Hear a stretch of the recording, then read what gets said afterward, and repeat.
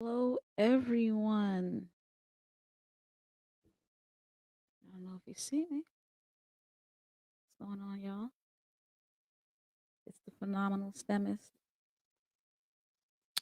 Come on in the room. Let me do what I have to do, which is to share on my phenomenal financial freedom group. I don't know if you see me on my page. Let's see. Are you seeing me on Facebook, guys? I don't know if you see me on Facebook. Yep, I see me on Facebook. Cool. Let me get it into phenomenal financial freedom so I can make sure that the group is seeing. How is everyone? I got to do my homework. Homework is Phenomenal STEMist, the book, How to Prepare a Successful Student from the Womb to the University. Uh, can I get a shout out for my own book? It's my love letter to my community. And I really want the income gap to decrease. And one of the major ways of doing that is increasing the representation of students of color in STEM. Listen, right now, I told you the average salary for African Americans in this country is 32,000. 32,000. Yep. I just did a presentation today, and I, did research using some databases, including the census. And in DeKalb and Fulton County, Georgia, in the greater Atlanta area, do you know how much the median income for African American females is? 25 and $29,000. You know why? Because the average education in the Fulton and DeKalb County area of Georgia is 70% high school and 30% college educated. And you're seeing real impact. You're seeing real impact on the wages. And it's crazy because when I think Atlanta area, I don't think poverty. I think big houses, flashy car, flashy clothes. See, research is not the real deal. And so enough of the facade, you guys. The real deal is that mean income from African Americans is $32,000. That's the real deal. No matter how much we put on for other people to see, the real deal. And what are we going to do to change that? Some of the ways is through education and preparing your child from a young age, especially when it comes to a field like STEM where the median income is 75,000. Median income is 75,000. Well, that's my homework for today. I don't stay long with that. Let's see who's in the You guys can't hear me? Can you guys hear me? What's up, Shy? My mother said you cannot hear. It was something with your thing. Hopefully I'm talking like yeah. Yeah. We have true needs here over in Atlanta. Listen, Lorna, I see that. I see that because I did a research study with my students. I'm hoping to publish next year where in DeKalb and Fulton County, African American women who have a higher rate of triple negative breast cancer, higher death rate of triple negative breast cancer, more so significantly in the Fulton County area. And so I had my students look at the census information of those same counties. And do you know that Fulton County has way more uninsured? Both of the counties. Both of the counties have, I think it's 70% uninsured African American females compared to 30% of their counterpart. And it's seen much more significantly higher in Fulton County, the uninsurance rate in Fulton County versus DeKalb. And the pay rate is abysmal. 70 like the mean income for a white woman is 59,000. No, no, no, no, no. Yeah, the mean income in general is 59,000 to 20 something thousand, but when you actually look at the counties, there's a drastic decrease, separation in salary. Meanwhile, Fulton and DeKalb County are majority Black. There are about 480,000 Black people in Fulton County compared to 400, like, it's pretty even, that's why I chose those county, pretty even amongst the races with a skew towards Black in that county. Yet and still the gap in a majority Black county, I'm going off tangent, but since you're here, in a majority Black county, the drastic separation in uninsurance uninsured, education, and money and wealth. Yeah.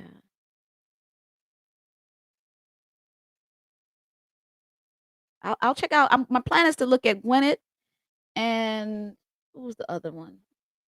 Douglas County next semester. All right, but that's not what I wanted to talk about. But good to see you guys. Good to see you guys. We're talking about financial plans. Financial plans. The next three, which is 7, 8, and 9. 7 is purchase a home. Purchase a home. Thank you. I'm just doing my best. And you should see how enlightening this research project was to my students who are African American and Latino. They saw it. We talk about it all the time about there's an income gap and a wage gap, but when you do research, you can literally put it on paper, and it transformed them. I saw it in my with my I saw them. Yeah. Number 7, purchase a home. So, why is it important to purchase a home? Well, because I think it's one of the major investments, appreciable investments that drastically increases your net worth. Mhm. Purchase a home. Now, am I saying everybody should purchase a home? Absolutely not. I don't know your situation, but I am glad I purchased my home back in 2013. I was 35 years old, living with my mother, and one of the common things that women in America do, single women, um, they wait till they get married to do things.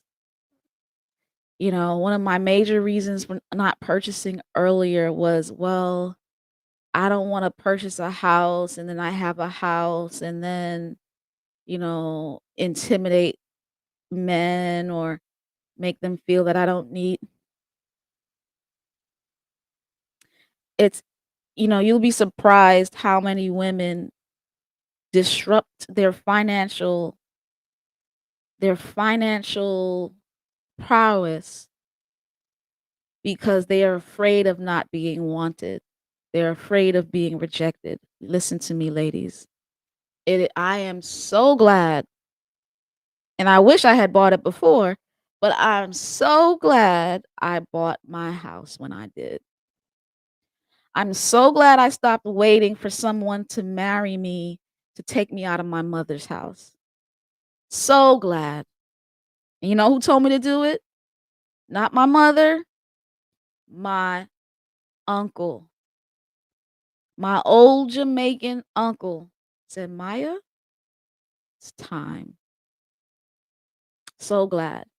And my net worth drastically increased then and now because it's a crazy boom. What I want to tell you guys is this: purchase another one. Purchase another one. Listen, I don't believe in, Kevin Plauché. Let me tell you something, Eric. Listen to me, man. My Jamaican uncle said, "Don't wait for no man to take you out of your house. Purchase your house, and whoever wants to be with you will be with you with the house. And if not, then so be it. But, don't disrupt yourself for future hopes." Key thing is number 2, Clement Poche said one of the major mistakes that people make is buying, selling, buying and selling, buying and selling, buying and selling houses. They all they're doing is paying rent to the bank. They pay rent to the bank. No, no. Buy your home. If you see fit, make a down payment for another home as a rental property. Real estate is another investment that brings diversity for your portfolio. Real estate, not just one house, one home, two homes, three. My mom talks about all the time how, people in New York would come down and buy two homes, and da, da, da, and some of them went bankrupt because they didn't have financial prowess. But truth be told, mom, I wonder, if I had the mentality that I have now when I was 28, 27, when you bought this house, I would have told mommy, man, I'm telling you, youth is wasted on the young. Because I was making money, we just didn't know the future. But I would have not sold the New York house, mom. With the mentality that I have now, I wouldn't have sold the New York house. The houses in Florida in 2006 were going for like 175, 200,000.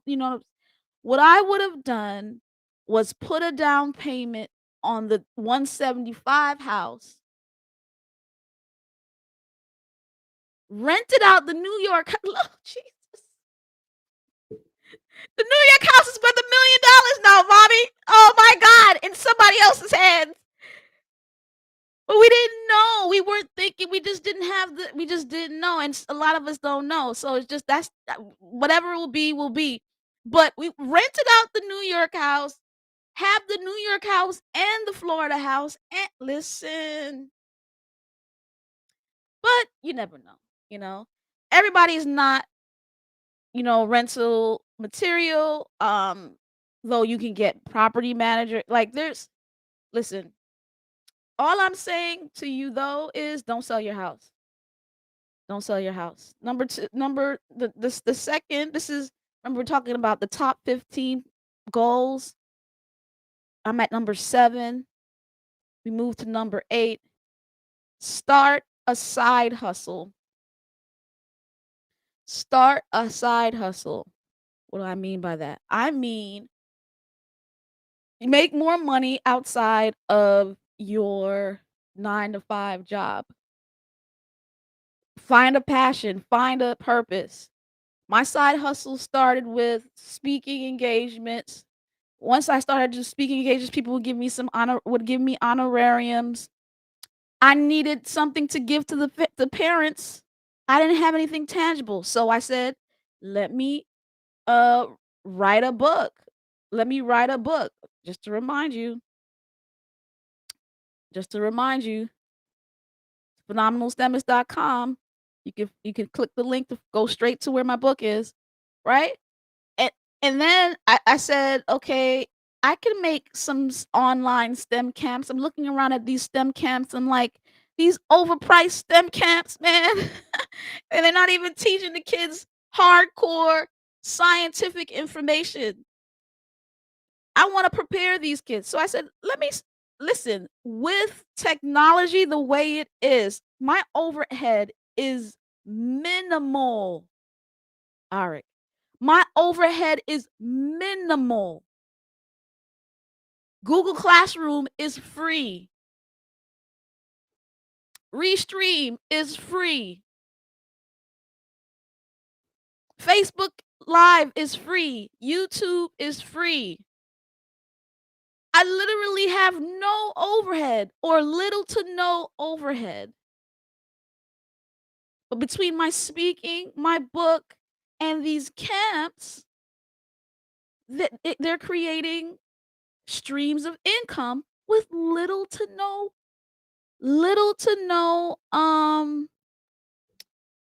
overhead. What do I mean by overhead? I mean cost. I'm running my business from the internet. This is the time where you can run your business from an internet through side hustles, make premium amounts of dollars that you can reinvest in your business, and get tax write-offs for your home. Start a side hustle.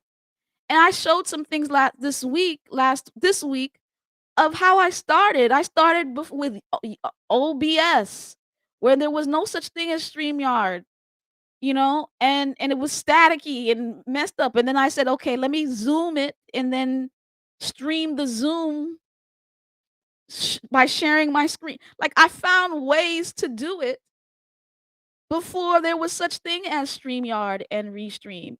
And when the technology developed around me, I was ready to receive it because I put my stuff out there and I found you don't know what you don't have until you put your stuff out there. And then you recognize, "Oh, this is staticky," or this you really just don't know what you gotta put your stuff out there. Start the side hustle is as imperfect as it is, and as you make money, you reinvest. You reinvest. Number 9. Number 9. I'm gonna do start a business. It's number 10 in this one, but I thought it was the 3rd one, so I'm gonna do start a business because it's really connected to the side hustle. I'll come back next week and I'll do the not number 9. But, so I'm skipping number 9 and doing number 10. 3 goals for today. 3 goals for today. Buy a home, get a side hustle, start a business. And like I've been doing for the past few couple of weeks, I've always have some kind of internet source. That's what I'm gonna try to do with every week. This is our 3rd week. I got 2 more before the year is done. I wanna have some kind of internet source that can provide you information. So this is the internet source that I'm gonna talk about. This is how to start a business how to start a business. Now, different businesses have there's different states have different rules, different cities have different rules. So I'm living in Apopka, Florida. And what I did was after receiving a side hustle, I said, wait a second, I can't just get cash. I have to use my house as a way to write off this cash. The purpose of cash uh is to you gotta be careful. You wanna don't wai pay a lot of taxes on that cash. And so in order to credibly write off your house, you have to start a business credibly. Now, some people don't start a business and they still use their office deductions, but in order to credibly do that with Uncle Sam, I transformed my side hustle into a business. And so I went to the Apopka City Hall and they gave me this pamphlet of all the checklists. They gave me a nice checklist. And the beauty here is that they put their checklist, simple though it may be, online. And I'm sure every city has their own personal checklist. This is the checklist for a Apopka. Do you have a plan? Do you have a plan? Side hustles are one thing, hobbies are one thing, and you can write off hobbies in your taxes differently than writing off a business, right? So now the IRS is being strict. You can't write off a you know business deductions for hobbies. So credible businesses you can write off office deductions. You got to be careful when they're hobbies now. A business is making money at least within the first 3 years. A business that's worth the write off on Uncle Sam's tax return has to make a profit within first 3 years. Otherwise, they're gonna come after you and like, "Oh, you are you sure this is a business or is it a hobby?" Right? And so you have to have a plan. You have to have a plan. Number 2, what is the structure of your business? There's different types, and just to let you know, you can click either one of any of this. I put this on Phenomenal Financial Freedom so you can check it out for yourself. And of course, as I said before, different cities have different rules and different checklists. What's your structure? Sole proprietorship, LLC, corporation. Like they're different structures, different needs. Do you know which best suits you? If you have anything higher than a sole proprietorship, I think you need a EIN number. You need to register your business both in your city and your state. That costs money. For a popka, I think it's $75, and for the no, for the county it's $75 and 25. I think it's about $100 a year, a little over $100 a year to every year register your business, to get licenses and permits. You go My city is real small. You just walk over to city hall, which is about 5 minutes away from me, and they made it so simple. Open up a bank account. It doesn't necessarily have to be a bank. My account, my business account is with a credit union with no fees. Be careful of those bank accounts that charge you fees. Credit unions have business accounts too, and they don't charge you fees as long as you keep at least $300 in the in and attach it to a savings that you will not have any fees. All right. A legit business has accounting practices, but there's free apps. There's this Wave app. Oh my God, it's amazing. This Wave app, right? The Wave app is a free accounting program where you can hook your business account to it and it will provide you it I use that for invoicing, all the documentation. Listen, the way of the internet, the way of the internet, it has opened up.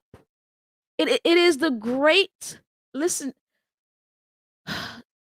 it can destroy us if we use it for foolishness. If all we are doing is scrolling TikTok videos with our iPhones, it can be the worst thing to our community. But I'm telling you, if we use the internet well, it will unite us.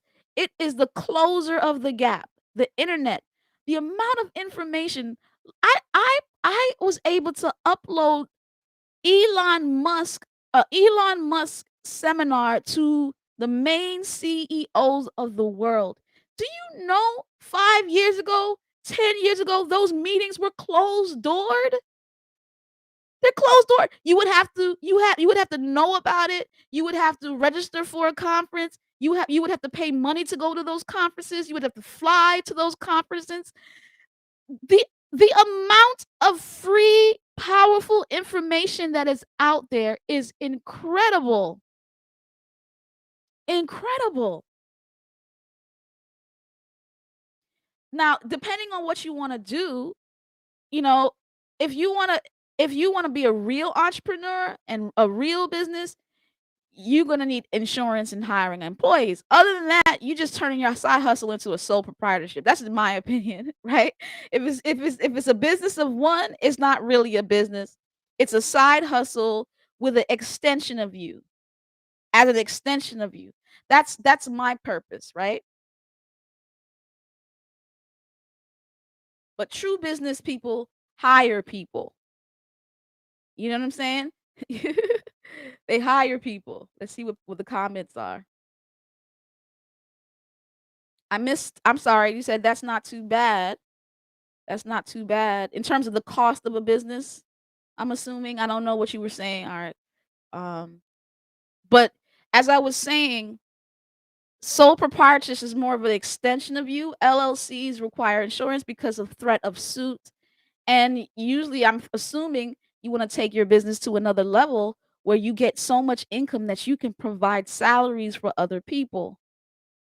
It's your choice. It's your choice, but you I'm not an accountant.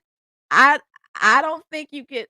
Well, I know when people do non for profits, they do that hiring yourself stuff. I don't mess. I wanna have more for profit businesses. You know, like a lot of people to start these non for profits and stuff like that. Listen, let's make some for profit. Let's make some profit, y'all. We need more businesses that hire people, more businesses that hire people. Yeah, the cost of business. Okay. Yeah, that's not bad at all. No, the overhead is minimal. I'm I, listen, between my consultancy right now, I'm I, I need to start thinking of things to purchase so I can lower my intake so my tax bracket. The beauty of a business is this, guys. If you get $10,000 this year from working at a 9 to 5, they're taking that 20% off the top, right? They're taking so $10,000, 20% of 10,000, let's do math, right? $10,000, 10% of $10,000 is $1,000. 20% of $10,000 is $2,000. You got it? So they're taking that 2,000. You get the $10,000, but when you get your paycheck, you don't have $10,000. What do you have? You have $8,000. $8,000. That same $10,000 that I can get from my business. Let's say I get $10,000 from my business. They're not taking anything. So I can buy a new laptop for 1,000, $9,000. You know, but you know I like deals, so I got it for cheaper than that. But you get the point. I got a nice Surface, laptop Surface 4. But anyway, I digress. I digress. I digress. Right? So let's say I pay 1,000 for a computer. I get some lights. I get a camera for something. So let's say all my expenses is $5,000. Then when I talk to Uncle Sam, he's gonna tax me not on the 10,000. He's gonna tax me on the 5,000. You get it? He's gonna tax me on my net, and then I write off my and I can that's just my expensive. Then I can write off my office and my heat and my utilities. Just a percentage of my utilities, a percentage of my all the expenses I pay for my house. I'm allowed to write it off because 1/4 of my house is my office. Listen to me, y'all.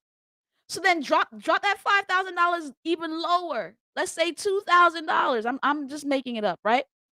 So when Uncle Sam comes, he's not taxing me on my $10,000 that I made in consultancy, camps, selling of my books, whatever.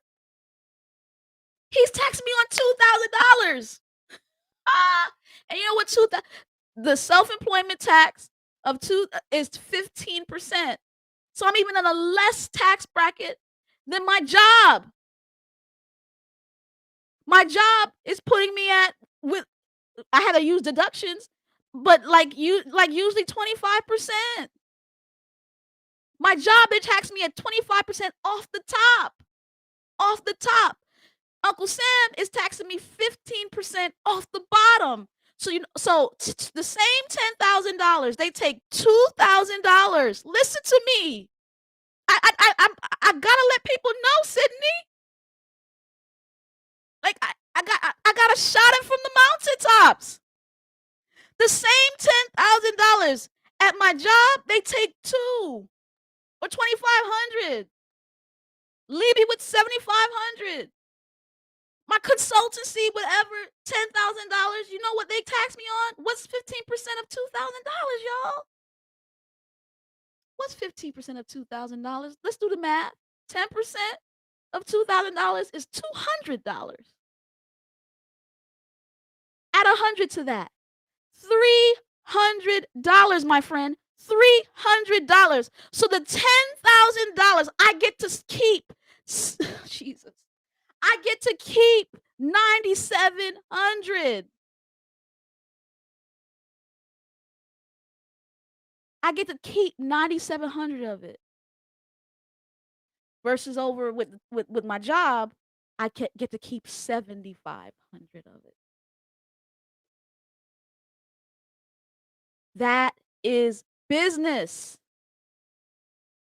That is the value of starting a business. That is the value of transforming your side hustle into a credible business.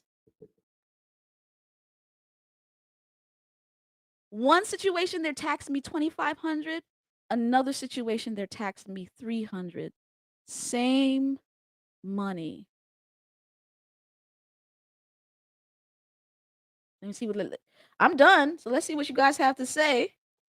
Let's see what you guys have to say. Top three. Buy a house, buy real estate. Buy real estate. Start a side hustle. Transform that side hustle after it starts to make money, serious money above $400 basically, you know, into a business. Let's see what Sydney says. I think sometimes because we think owning a business is too much work. Listen, I'm not asking you necessarily to be an entrepreneur. I am not an entrepreneur. I am keeping my day job. I love my day job. I feel strong purpose in my day job. But here's the beauty of it, you guys. Here's the beauty of it. You can do both and still be happy. Listen, today I did a workshop at a university down south on Zoom, on somebody else's Zoom. Listen, for an hour. I'm not gonna say how much I made, but just I made money. I did a workshop. I did a PowerPoint presentation. I did a workshop for 1 hour at a private university in the South.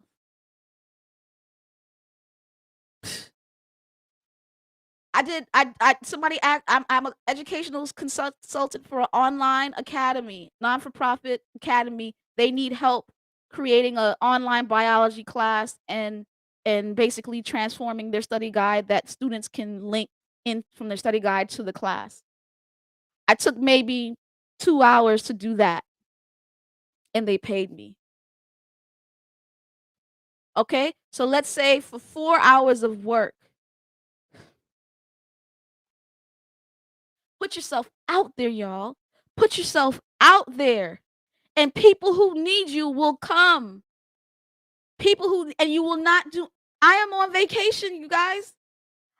I went to graduation yesterday. I've been on vacation ever since. I did something today for an hour. I've been watching movies ever since. Like, you don't have to you don't when you create a passion, the goal of side hustles and businesses, in my opinion, are to generate income without you doing any extra work. So if you're just doing that's just getting another job. I'm not saying get another job. I'm saying create a stream of income passive. That is passive, or at least does not involve you making having a lot of extra work. I'm off for a month, and I'll be making money on my books, and I'm making money on my STEM camps, not doing anything. That's passive income, and when you attach it to a credible business, like Eric says, you get tax breaks. But you only get tax breaks when you have to purchase things in relation to your business. But here's the thing, when one of my computers cracked and the outlet, not the outlet, the plug stopped working, I'm like, "Should I buy another plug? I shoulda get a better Surface." And I was able to do that for the purpose of the business with no fear. Yeah, listen. Alright, guys. This is week 3. Week 3. Thanks for being a part of this very, very, very important seminar. Let me make sure, because sometimes, people, um, they they they're talking to me and it's not transferring over onto Restream. So let me see if there's other comments outside of the people who were commenting. All right, no. Oh, yeah, I saw. Let me see. Let me see if I saw Don. Oh yeah, Don. What's up, Don? Live from New York. Listen, this is where I learned my hustle. I learned my hustle. That's where I learned it. If you can make it there, you can make it anywhere. It's up to you. I'm glad I was able to help and inspire. That's what I'm here to do. I want to lessen this wage gap because I'm telling you guys, I'm telling you, the gap is not insurmountable. People in this country don't make that much money, and it's because of lack of knowledge. I'm talking about people in general, white, Latino, black, everybody. I think the median net worth for Caucasian Americans is like $150,000. It is not it's not a lot of money. The gap can be closed with information. And this is the time of like abundant information that's free. You guys have a good night. See ya.